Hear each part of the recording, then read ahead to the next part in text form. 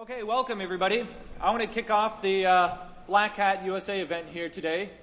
And through the magic of telepresence, I want to hear if I can hear people in the third room over cheer. Come on, cheer everybody. Yeah, sweet. It's working. Okay, so I'm going to just do a quick introduction, talk about a couple of things, some administrative stuff, and then we'll kick it off with our first ever dual keynote session here. I bet you're all wondering how that's going to work. So am I.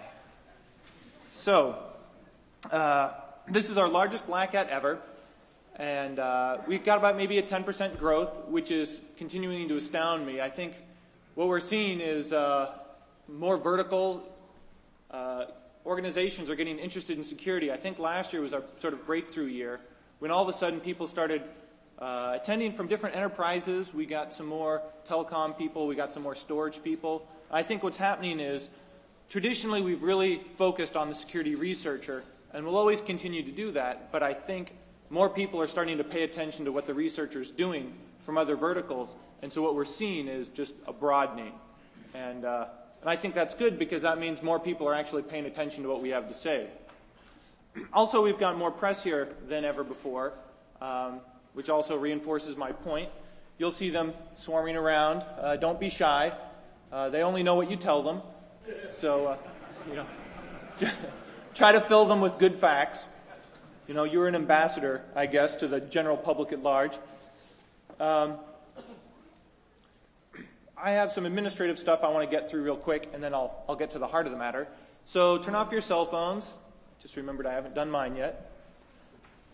Take time to fill out your feedback forms, because we do pay attention to them. We really pride ourselves on listening to what you have to say about speakers, and that's kind of how we steer future direction of content. And without your help, it's just kind of us sitting in a room. So let us know what worked and what didn't. And you also notice we have the most number of tracks ever, and that's an attempt on my part to try to understand what's getting traction now, what you guys want to see. And so if I see a whole lot of attendance in, say, the fuzzing track, I'll know that's where I'll pay more attention. But if nobody likes the fuzzing track for some reason, but you're all into the legal track, well, maybe that means there's a shift going on I need to pay attention to. So send me these signals through feedback or email, and I'll incorporate it all into future shows. I've got some statistics for you.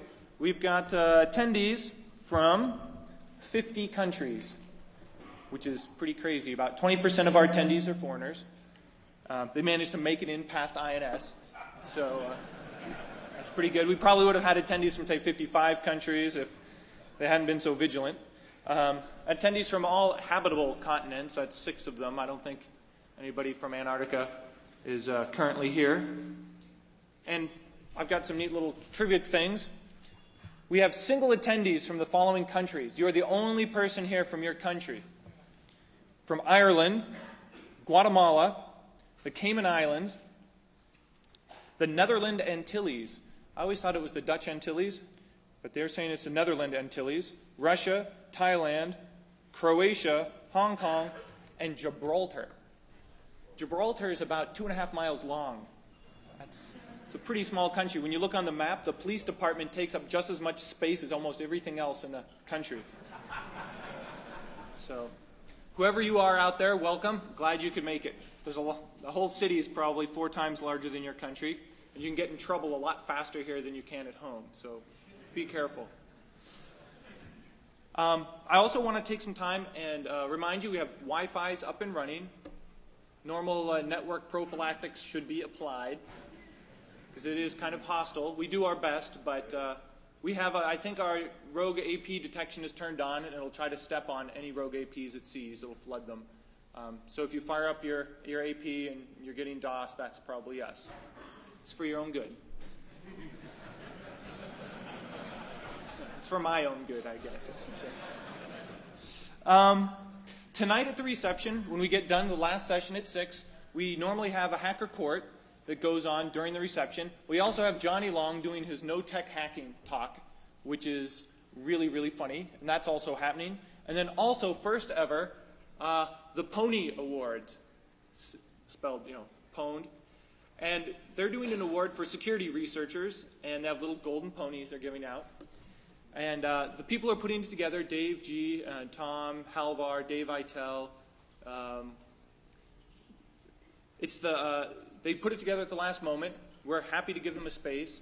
Unfortunately, as you know probably, Halvar can't make it. He got detained at the border, sent back to Germany. Made the news a couple days ago. And I just want to use that to illustrate the point that Black Hat, we're a global conference, and I really rely on foreign speakers to make this show work. I'm trying to get you cutting-edge content.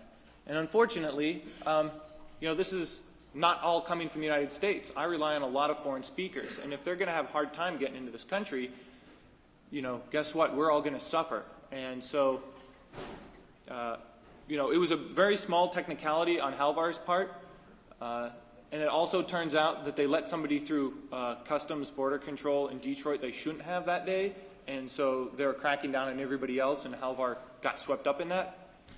But I'm just really nervous about the trend of making it hard to get competent, cutting-edge people into shows. So I don't know what kind of pull you've got, but write letters to congressmen, talk to your representatives, whatever you got to do. Otherwise, it's really going to sort of stifle this business.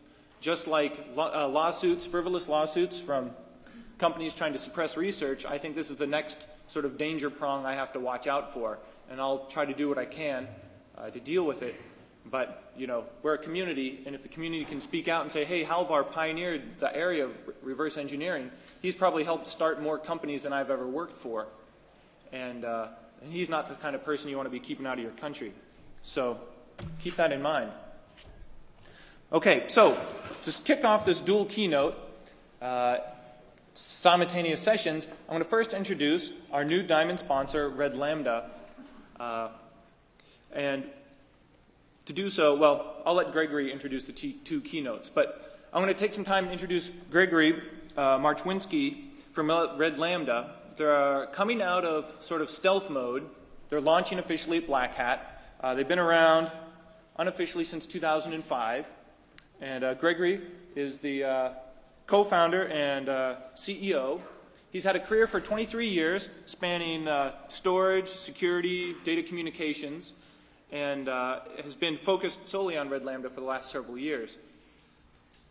He's pleased to be in Vegas, but, like all executives here that have brought a team to represent, he's a little nervous what's going to happen when they all go back home. None of them are going to want to leave. He's from Florida, and I understand they're having some pretty crappy weather there, and there's tornadoes versus hookers. It's kind of hard to,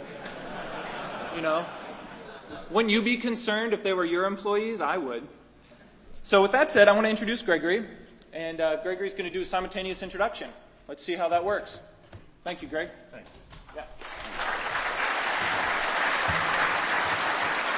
Thank you. Thank you, Jeff.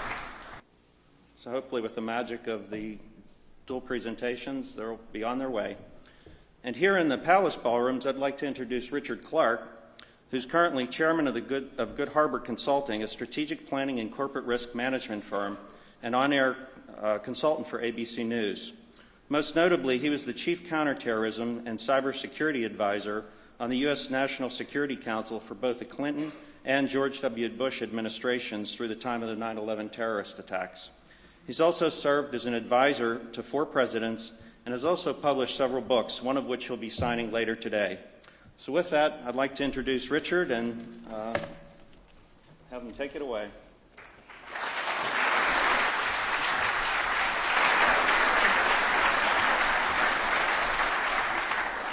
Thanks. Good morning.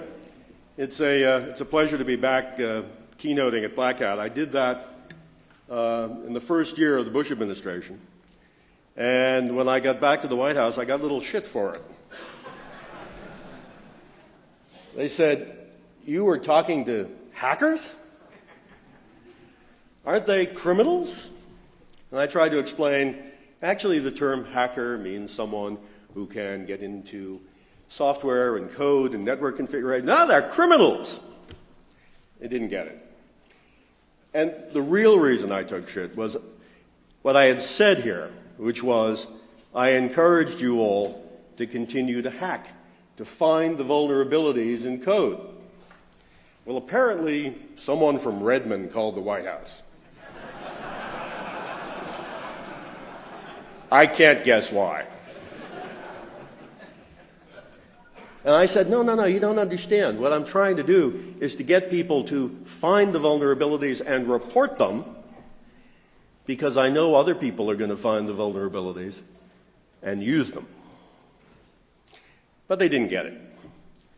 But then there's a lot of stuff the Bush administration didn't get.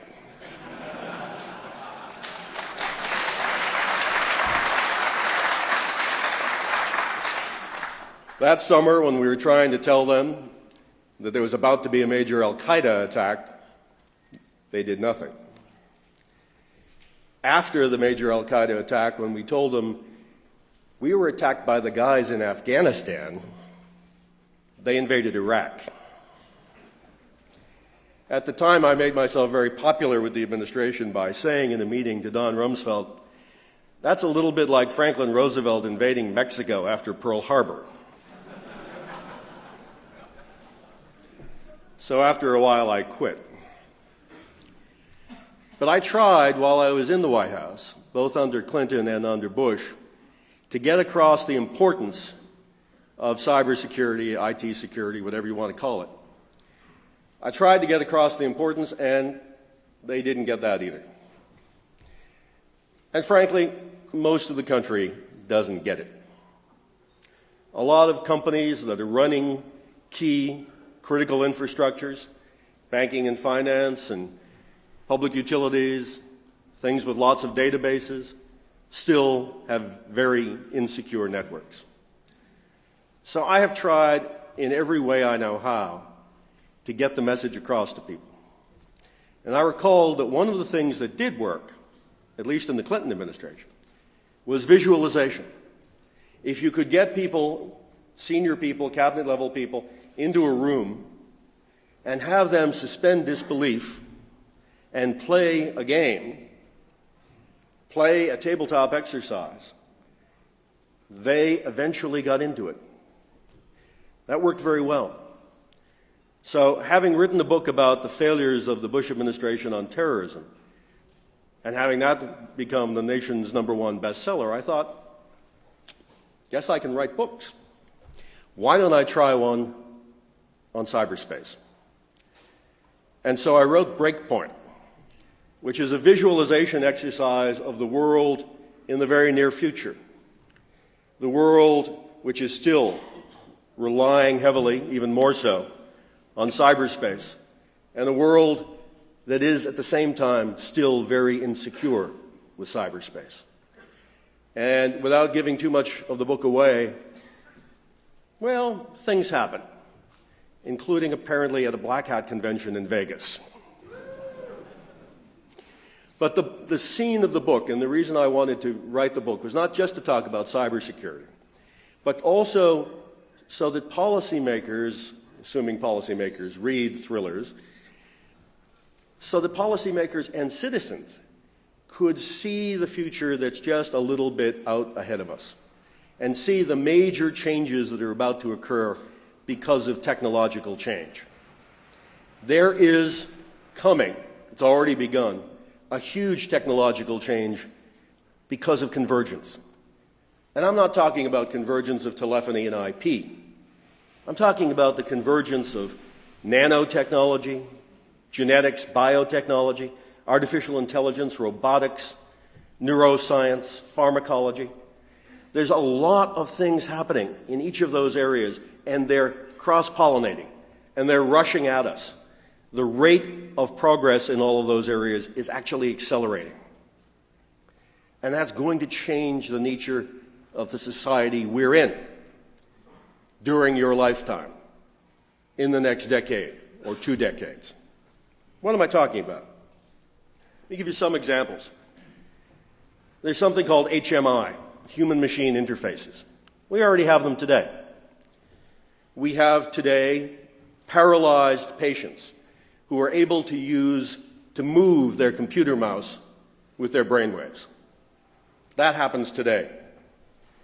We have people who were born stone deaf, who have cochlear implants and nerve endings tied directly to those devices. Nerve endings running directly to the human brain. We have that today. We have the first experimental artificial retinas that are being tied directly to the human brain. And we have, for people suffering certain kinds of epilepsy and certain kinds of depression, implants, little batteries here at the neck bone, the collarbone, running a small fiber optic cable into the brain to periodically give it stimulation, which is proven effective with some kinds of depression and some kinds of epilepsy. We are already tying wires directly to nerves that run directly to the brain. And we've begun a human brain reverse engineering project. Maybe they won't let those people into the country either, since they apparently don't like reverse engineering.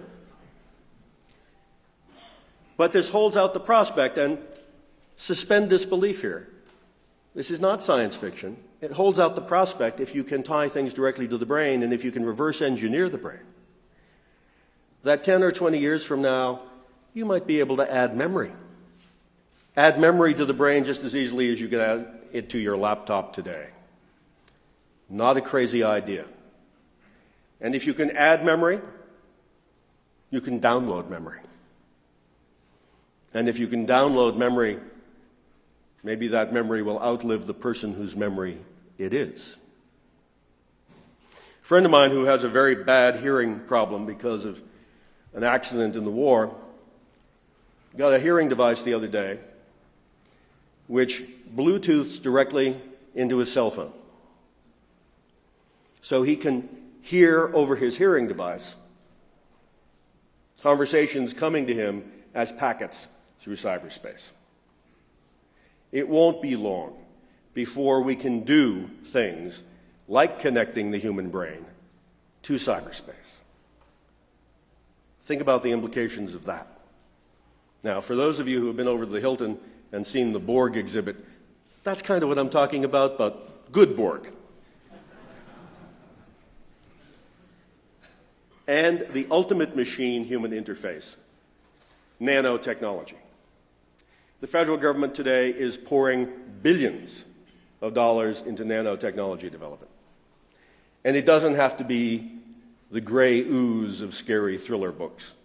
It can, in fact, be tiny machines, tiny computers, if you want to call them that float throughout the human body, looking for cancer, looking for arterial sclerosis, cleaning out veins, cleaning out polyps, doing maintenance of the human body. Human-machine interface. That's just one of the kind of advances that's coming already. And there are advances all the time in artificial intelligence. Artificial intelligence is beginning to do what we thought it would do 10 years ago. Real advances in robotics. People are seriously developing for commercial markets today robots that will take care of elderly patients who want to live alone at home, who don't want to go to the nursing home. A robot that will play chess with them. A robot that will give them their medicine at the right time and make sure they take it. A robot that will call 911 if they fall down and can't get up. That's coming in the very near future. In the book, Breakpoint, I also talk about this problem with code, with computer code, with the fact that humans haven't proved too good at writing it yet, that the error rate in computer code drafting is still relatively high. And so I talk about in the book software that writes software. That gets a little scary when you also think about software writing software on a worldwide grid of supercomputers that are linked together. Well, we already have the worldwide grid of supercomputers that are linked together. And put all of this in the context, all of this progress in IT, put all of that in the context of massive progress in genetics and biology. And then think about the political and sociological implications of all of that. You know, there are people in this country today whose number one issue, and they're all worked up about it, is whether or not we should teach evolution in the schools. Kansas actually said no recently. I think that's been fixed since. And there are people who are all worked up about stem cell research, even though stem cell research is showing real progress. And of course, there are people who still don't believe in a woman's right to choose and choose to make that a political issue. Think what all of those people will do when the advances in computer science and the advances in genetics happen over the course of the next decade. When we can do genetic engineering not just to deal with sickle cell anemia, Tay-Sachs disease, and other problems like that, but can do genetic engineering to enhance the human being. The Bush administration has a policy on that.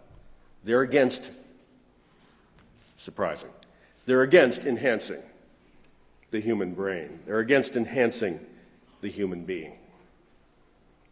And when you see some of their cabinet members, you know why. The issue that this creates, the major political issue that this creates 20 years from now, and the issue that's beginning to happen in the book Breakpoint, is if you've got all this machine-human interface, if you're beginning to do genetic engineering, what's it mean to be human?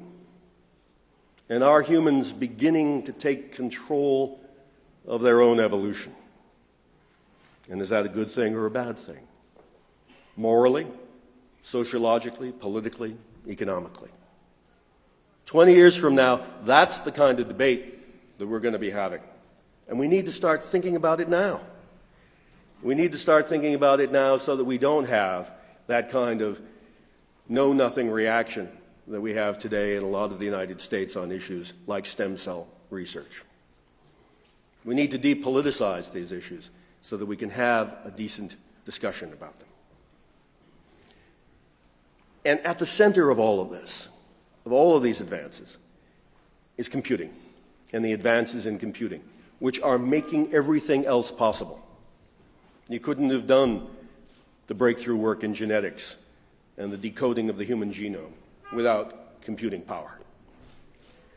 And yet we still have enormous insecurity in our computer code, enormous insecurity in cyberspace. There's one scene in the book, and again, I don't want to spoil it for anybody who's interested in reading it, but there's a scene in the book where the Defense Department has created something called an exoskeleton suit. And in fact, the Defense Advanced Research Projects Agency, DARPA, is creating today an exoskeleton suit. What does that mean? It means the soldier on the battlefield is inside what looks like a robot. He is inside something that is bullet resistant, that has lots of sensors. On the inside, sensing the soldier. On the outside, sensing the environment. The soldier literally has eyes in the back of his head because he's seeing on the visor what the cameras see on the back of the helmet. He's seeing on the visor what the cameras see on the little robot that's flying around the corner before he walks around the corner. And if he gets sick, if he gets a heart attack, if he's getting fatigue, the exoskeleton suit senses that and administers the appropriate medicine to him. He has enormous strength because in the arms and legs there are little servo motors that allow the human arm, or the arm of the machine in which the human exists, to pick up weights 5 and 10 times what we can pick up today. This is in fact being developed, and it's part of the Pentagon's net-centric warfare concept. That in the future, every soldier on the battlefield will have multiple IP addresses for all of the devices on his person, devices he's carrying, devices in the suits. Lots and lots of IP addresses, which is one reason the Pentagon has been the only place in the government pushing IPv6. But net-centric warfare is based on an assumption. the same assumption on which we base our economy today, and that is that cyberspace is secure. And it's not. I don't need to tell you here that it's not. I don't need to tell you here the chaos that goes on in cyberspace every day. And so I have a scene in Breakpoint where an array of soldiers and Marines are on the battlefield in an exercise in their exoskeleton suits, and suddenly they're all frozen in place and can't move. And their arms are frozen in bizarre positions. For those of you who didn't major in English, that scene is a metaphor. It's a metaphor for what could happen to net-centric warfare. It's a metaphor for what could happen to our economy if we don't do more to secure cyberspace.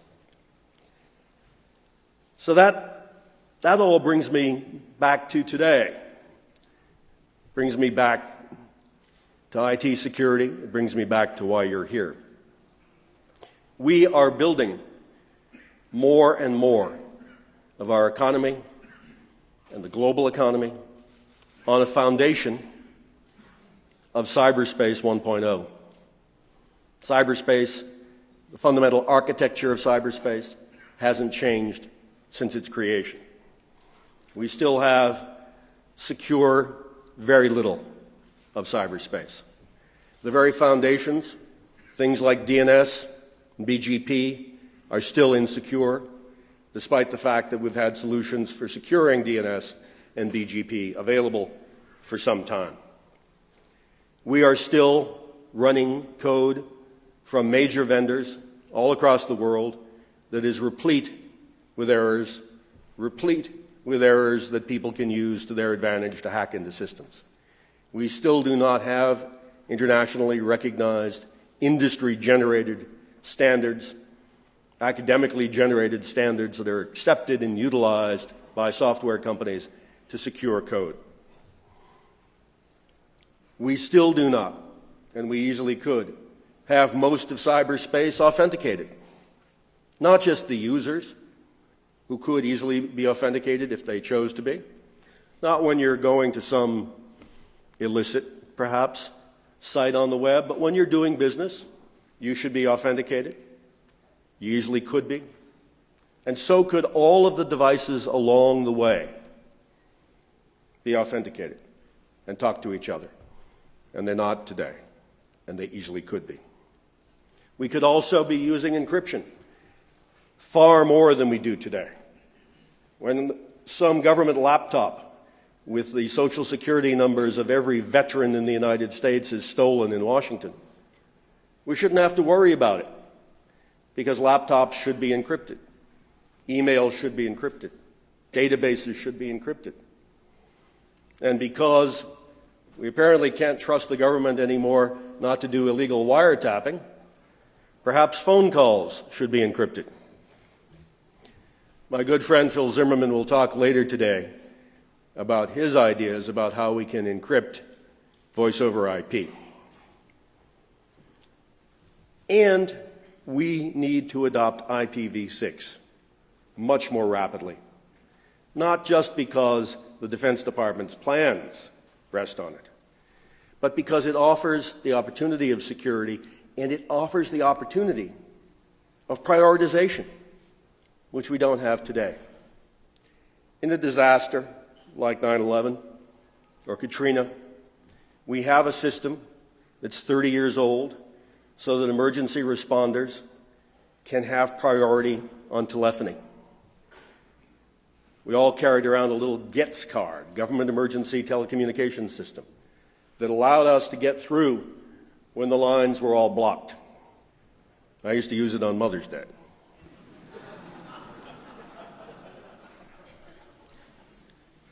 And yet, we're now planning disaster relief and other emergency response based on cyberspace, based on the internet.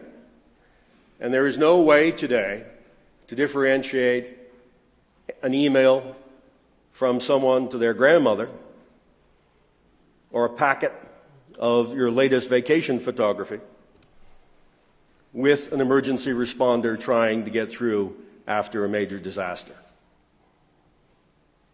IPv6 offers us the opportunity to do that, and yet we're not doing that. In fact, the Congress seems to be reducing the kind of funding that would be required to begin to do that work. Why? Because the Congress doesn't get it. And that brings us back to the decider, who doesn't get it. The Bush administration has systematically reduced the major work necessary to secure cyberspace. It has reduced the funding for R&D for cyberspace at DARPA and elsewhere, actually reduced the funding. The President's own advisory committee on science and technology told him that they had dangerously reduced the funding for cyberspace R&D. And still, it went ahead. It is reduced. I'm concerned not because I think government is the solution, because it's not, but I'm concerned because I think government is part of the solution. Government can do things like funding R&D.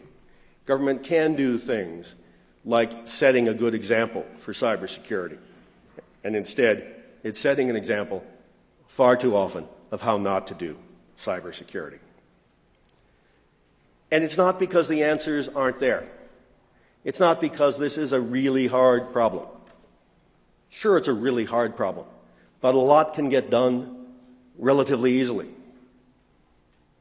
For 2 years, we went around the United States and held meetings like this, asking experts in universities and corporations what we should do to secure cyberspace. We had town meetings, White House town meetings all across the country, building off President Clinton's national cyberspace plan. And we gave President Bush a national cyberspace security strategy. I handed it to him in the Oval Office, and he signed it. And I think he never read it, and I don't think he knew what it was. It has not been implemented in any significant way. And again, the problem is not that government has to do it all, but government has to play a part. So all I can say is, yes, send your letters and emails to your congressman about the fact that people aren't allowed in the United States to go to meetings like this. But also send your emails and letters to congressmen about the lack of funding for IT security, about the lack of focus on IT security. And when you get a chance to send a YouTube video to some presidential debate, don't just send a snowman. This is a serious issue, and you are the constituency. And hopefully, in about 18 months, there'll be a difference. But who's counting? Thank you very much. I hope you enjoy the conference.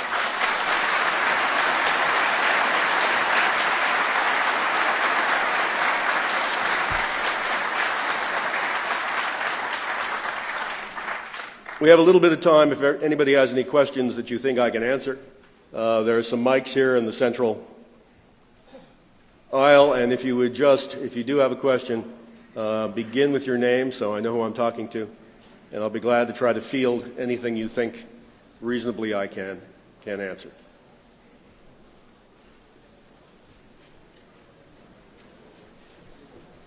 Hi, Richard.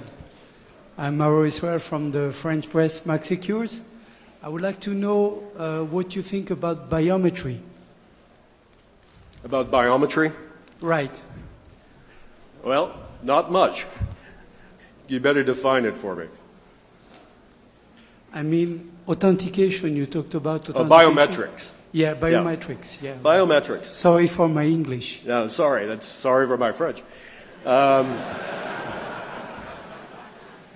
Biometrics are great. There is a problem in a lot of environments with user willingness. And there are cultural problems in some locations with user willingness with some kinds of biometrics. And frankly, some of the early implementations didn't work too well. That that's frequently the problem with early implementations on things, and I think we need to continue to try to use biometrics in environments where it makes sense, where the user will be willing to use it, or where, in fact, the user is forced to use it. And we need to keep trying at it, because it got a bad reputation, frankly, in a lot of environments during the first round of implementations, and we need to tell people it does work. Yes, Thank sir. you. Yes, Rich Edevine. Just a question on encryption in the government. You had mentioned that in your talk, and I think the Congress came out and did something after one of the recent break-ins to mandate encryption on private data, which everybody thought was pretty ridiculous. How long do you think it's really going to take before we could, assuming we had somebody who was interested in doing it in the government, how long do you think it would realistically take to get the private data encrypted? I think you have to, in the government at least, you have the power of regulation. You can tell government agencies to do it. And you're right. After the Veterans Administration lost that data, the Office of Management and Budget did put out a directive to do sort of whole disk encryption on laptops. But they lacked the ability to see if that kind of regulation is actually being enforced, is actually being adopted. So I think at least in the government you can require encryption of various things, but knowing the government as I do, in order for it to actually work, you then have to go out and inspect and make sure they're doing it. And currently, OMB lacks that capability. Yes, sir. Yes, you talk about authentication on every single device on a communication path, but that creates a log of the transaction. When do you think is too much to have that much log of every transaction and privacy and the implications around that? Well, there are two different issues there. There's one which is latency, and if it creates latency, that's a problem, but it doesn't have to create latency. The second issue is privacy protection. And there are ways, obviously, encryption and other things, to do privacy protection. But the rock bottom issue on privacy protection is, can we trust the government? And because of what we now know that the government did without legal authority, in terms of data mining, in terms of wiretapping, without a court order, there is good reason not to trust the government on privacy. And I think one of the things we need to do is to set up an active oversight system of people outside the government who have the appropriate clearances and have the appropriate access so that they can verify that the government is not breaking the law on privacy issues. And until we have that, we have to assume that they are still occasionally breaking the law on privacy issues. And no matter what you do, if you can't trust the government, your privacy information is always at risk. So I think the solution is both a technical one and a policy one, where we have active oversight for civil liberties by people who are not appointed by the president. Yes, sir. Hi. My name is Joe Pepin. I work for a large managed security services provider, and we deal with hundreds of clients in the private sector. And it's not just Congress and the government and the administration that doesn't get it. It seems the private sector does not get it as well. Security is seen largely as a cost center. The name of the game is all about scalability and driving down the cost of security. Right. What needs to happen in order to get the private sector to come around as well? Well, I think you're absolutely right. And what happens, at least in my experience, is that companies get it after they've had an unfortunate experience. And then they realize that it's not just a cost center in terms of expenditure, but it's also a potential loss center. Loss in terms of the corporate reputation, loss in terms of customers, loss in terms of stock value if they're publicly traded. I think all you need to do if you really want to see an example of people who take it seriously or go to companies that have been recently burned and that fact has become known to their clients and to the public. a company like TJ Maxx now takes cybersecurity a bit more seriously than it did before. What I think can happen is that industry groups together can establish best practices and standards. This has happened for some time in banking and finance, but it hasn't happened in some of the other sectors, obviously not in commercial sales. I don't yet think the best approach is for the government to tell these industries how to do their IT architecture. The government can't do its own IT architecture. But for the industries themselves to adopt best practices, and for that to be incorporated through the Sarbanes-Oxley auditing procedures, that holds out some hope. Yes, sir. My name is Ashish. I had a question about when you said that it's in near future we'll soon see our brain directly connecting to the cyberspace, and those things are being developed, and it's going to be there in a few years. So do you think we'll have a bigger problem of cybersecurity once that happens? Well, if in fact we're able to access cyberspace directly from our brains without having to sit down at a keyboard or hold a handheld, which I think actually will be technically possible in 10 to 20 years, it's not going to happen unless cyberspace is more secure or unless there is some way of preventing the obvious problem. But, today we are all fairly intimately tied to cyberspace, and it's going to continue to be that way. And whether we're talking about machines in hospitals today that are keeping people alive, that are connected to cyberspace, or banking and finance, or important functions of the government, there are things today that are a matter of life and death that are connected to cyberspace. And that's all the more reason to figure out a way of looking for a cyberspace sort of 2.0 architecture where we can build in security. Yes, sir. So, my name is Jim Weingarten. I'm with a software company, and I was just curious what your take on the whole net neutrality discussion is of late. I don't have a take on it.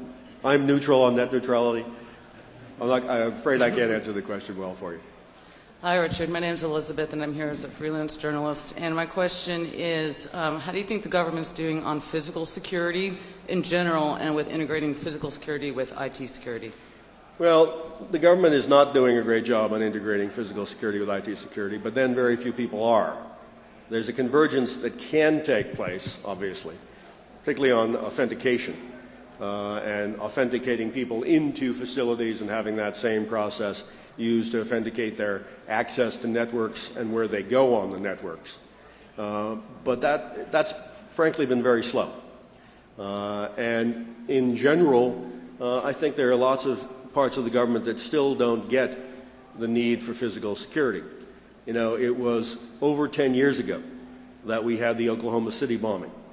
And standards were put in place then for the security of future government buildings. Lots of government agencies have asked for and received waivers on those standards or have just ignored them. And there was a story last week on ABC TV that the State Department had bought a new 22-acre site in Beirut to build a new American embassy in Beirut. And they had bought that 22-acre site in the middle of a neighborhood run by Hezbollah, which suggests to me that some people still don't get the need for even physical security. Last question. My name is Uli. I'm a freelance journalist from Germany. And I don't know if you're aware of the fact that the German government is currently discussing having Trojan horses installed on terrorists' computers or other criminals. Do you think this is a good idea to have some sort of illegal tools installed by the government? I think it's a very good idea to have the governments have access to terrorist computers. What I don't think is a very good idea is to have the government have access to those of us who aren't terrorists, especially if they don't have warrants. So I think the important thing here is to recognize who the enemy is. The enemy is the terrorists. The enemy is not the citizens. Thanks very much.